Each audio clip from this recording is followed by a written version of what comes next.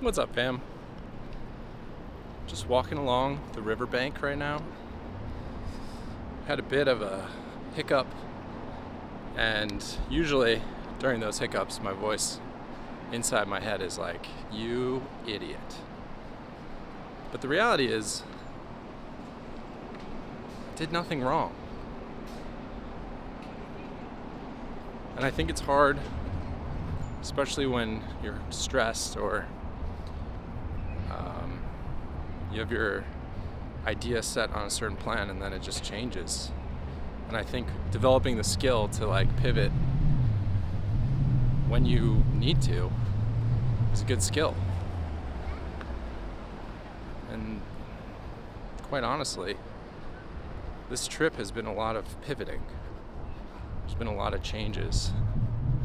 There's been moments where I've thought I was going to do one thing, got on the wrong train, went to an exhibit, went to a location, and it didn't work out.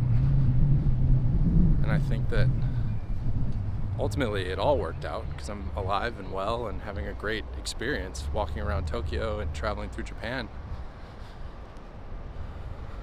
But I think that there is a sometimes internal expectation of perfection that truly just cannot be sustained. And it can be big things or small things. So that is definitely something that I am taking away from this trip, is just this understanding that life is not perfect. I am not perfect. I'm human. I'm going to make mistakes. I'm going to make plenty more throughout my life. And the only thing you can control is your reaction to what life throws you.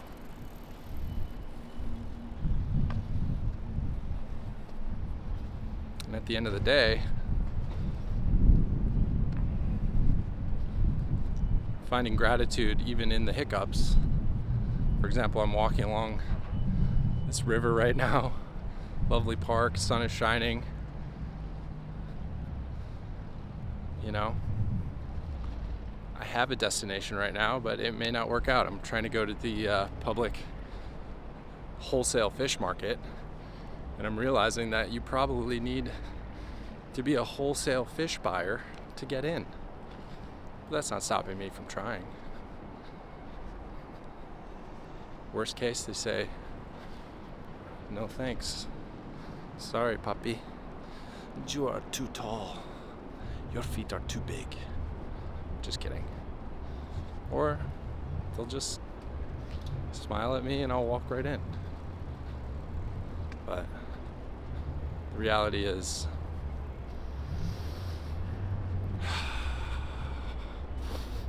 I think I can smell fish. And that alone is worth the journey. That alone. Fresh fish.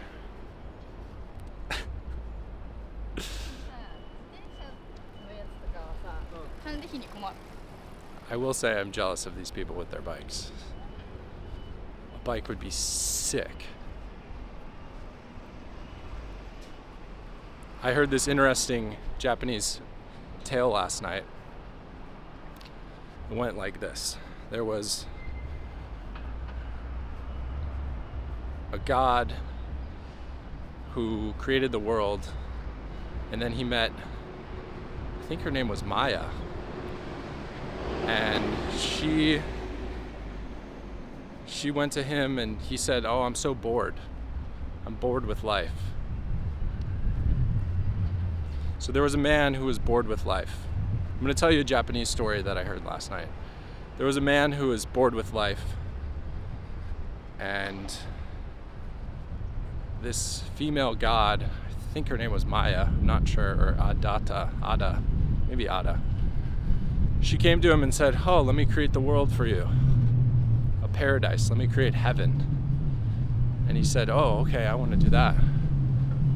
And he went down to this beach, and there was a turtle that came, And he decided to jump on the back of this turtle to take him to this heavenly place. And when he got to the heavenly place, there was women and partying and experiences. It was heavenly. But he soon became bored of the heavenly place. And so he went back to the God and he said, I want to go home. I want to see my family. I miss my family. And she said, okay, here is a box. I will give you this box and you can go home. But do not open the box. He said, okay, I won't open the box. I just want to go home to my family. So he took the box and he got back on the turtle. He went back to his village. And when he got back to his village, 50 years had passed, even though he had only been gone for 2 weeks. And all the people that he knew, his family, had passed. And he was very sad. And in his sadness, he decided, I'm going to open the box, even though she told me not to. And when he opened the box, he aged 50 years and he was old. And then he died.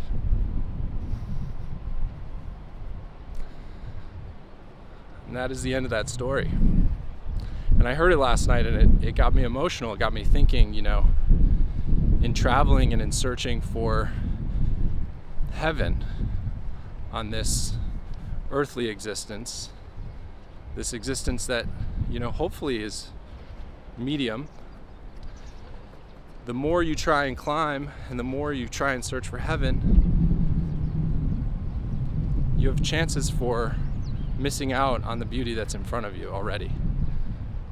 And I think it also has a good lesson about boredom, and that boredom is okay.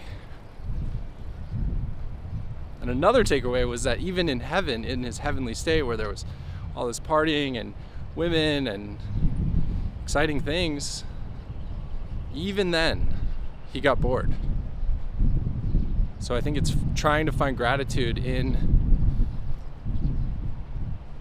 the calm, in the peaceful, in the non-exciting, sitting in it and enjoying it. It's something that's very hard for me to do, truly. But I will continue trying. And I also think that it's okay to seek adventure for a period of time, but then it's necessary to go home. It's necessary to get back to reality. So it's interesting that I heard that story last night. I'm leaving Japan tomorrow, going back to LA. I have a little anxiety about getting back to reality. I have a little anxiety. But I also realize that I can't sustain this level of heavenly travel forever. And even in the end of my trip, I wouldn't say I'm bored, but I'm just done. I feel done and I'm ready to get back. And I'm also worried, my daughter, she's going to be, even though I haven't seen her for, it'll be 12 days.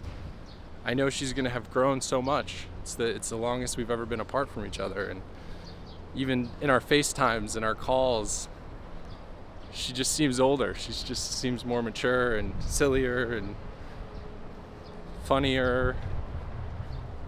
She's aged, as have I.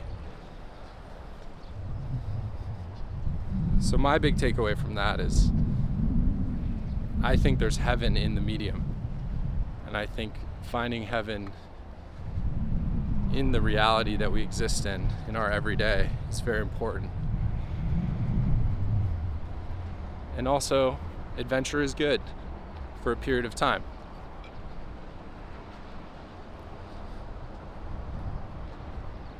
And I will say that next time I'm feeling bored,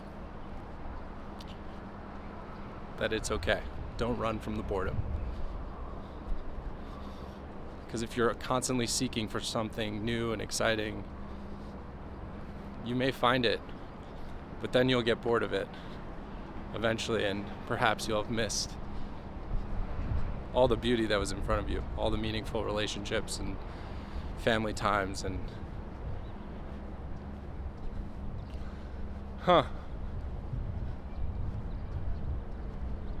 Kind of crazy, huh?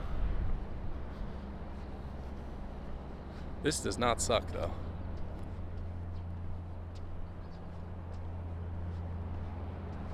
This does not suck. All right, I'm gonna try and find this fish market. Love you guys.